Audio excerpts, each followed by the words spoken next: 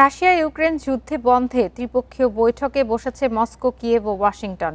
শুক্রবার সংযুক্ত আরব আমিরাতের আবুধাবিতে এ বৈঠক শুরু হয়। শনিবারও আলোচনা হওয়ার কথা রয়েছে। প্রায় ৪ বছর ধরে চলমান এই যুদ্ধ থামাতে এই প্রথম একসঙ্গে আলোচনায় বসল ৩ দেশ।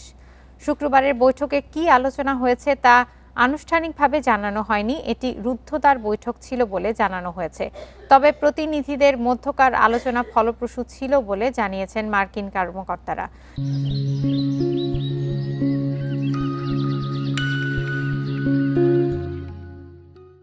একই সাথে বৈঠক চলাকালে সাংবাদিকদের এক বার্তায় ইউক্রেনের প্রেসিডেন্ট ভলোদিমির জেলেনস্কি বলেন, বৈঠকে যোগ দেয়া ইউক্রেনের প্রতিনিধিদের সঙ্গে যোগাযোগ রয়েছে তার, কিন্তু এখনই কোনো সিদ্ধান্তে আসার মতো সময় আসেনি বলেও জানিয়েছেন এই প্রেসিডেন্ট।